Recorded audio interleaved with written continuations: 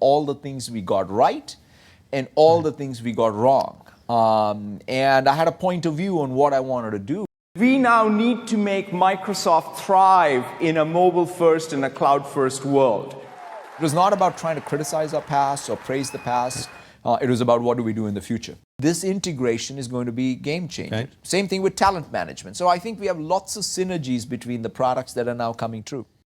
Right now, a quiet but seismic shift is happening. For decades, Microsoft held an iron grip on the digital world. But as we hurtle towards late 2025, that dominance isn't just cracking, it's experiencing a full-blown user rebellion, and the ground is shaking. The numbers are staggering. Microsoft expected a smooth transition to Windows 11. Instead, they've hit a brick wall. Over 400 million Windows 10 users are choosing to run an unsupported, vulnerable operating system rather than make the jump. This isn't just apathy, it's a deliberate act of defiance. This isn't about an OS anymore, it's about control versus choice, and Microsoft is losing the fight.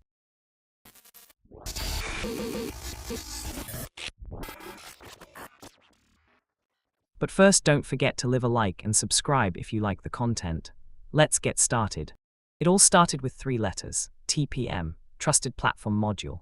By making TPM2 a mandatory requirement, Microsoft effectively told hundreds of millions of people with perfectly functional, powerful PCs that their hardware was worthless. Take Sarah, a freelance video editor. Her workstation, built in 2019, has a Ryzen 9 CPU and 128 GB of RAM. It renders 8K video faster than most new machines. But because her specific motherboard version lacks a modern TPM chip, Windows 11 locked her out. They pushed this during a global chip shortage, forcing users into an impossible choice: either spend thousands on new hardware or be left behind. This was a naked attempt to stimulate a stagnant PC market, partnering with hardware giants, but they miscalculated. Instead of upgrading, millions of users like Sarah are making a different choice. She didn't buy a new PC, she installed Linux. Her obsolete computer is now faster, more secure, and completely free of Microsoft's demands. But the hardware gatekeeping was just the appetizer.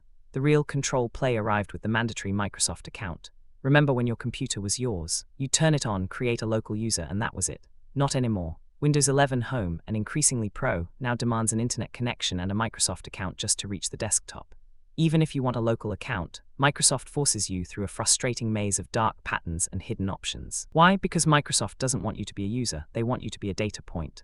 By forcing you into their ecosystem, they link your PC's hardware ID to your identity. Your files get funneled into OneDrive. Your searches are fed into Bing. Your habits are packaged, analyzed, and sold for advertising revenue. Microsoft has systematically patched out every single workaround, the command prompt bypasses, the fake email tricks, all to ensure you remain tethered to their cloud. This is the shift from an operating system to a subscription service you didn't even know you were paying for with your data. Then came the final unforgivable straw: Windows Recall. Microsoft's revolutionary AI feature that takes a screenshot of your screen every few seconds. They told us it was for convenience so you could search your past. But security researchers like Kevin Beaumont immediately sounded the alarm. He found Recall stored these screenshots in a plain text, unencrypted database on your local drive. This wasn't just a privacy invasion, it was a gaping security hole. If a hacker got 5 minutes of access to your PC, they didn't just have your files. They had a visual, searchable record of every password you typed, every bank balance you viewed, and every private message you sent. Microsoft tried to backpedal, making it opt-in and adding encryption. But the damage to trust was already done.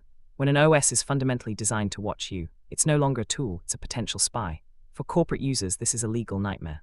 Law firms, financial institutions, and hospitals are now actively banning Windows 11 updates and deploying emergency policies because the risk of accidental surveillance violates every privacy and compliance regulation on the books. This isn't just user anger. It's a systemic rejection by the very institutions that Windows once dominated. You'd think with all these mandatory features and requirements, Windows 11 would be lightning fast, sleek, and efficient. The reality is the opposite.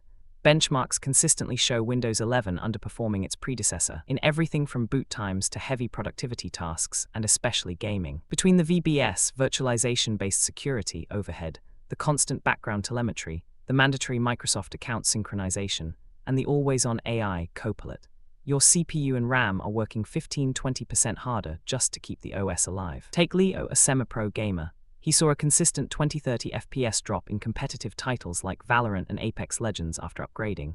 He spent hours watching YouTube tutorials, disabling services, and editing arcane registry entries just to claw back a fraction of his performance. His conclusion: I'm fighting my own operating system just to play my games. When the user has to become a system administrator just to make their software usable, The software has fundamentally failed. So where does this leave Microsoft? They still hold the dominance, but they've irrevocably lost the loyalty. For the first time in decades, the alternatives are not just viable, they are compelling.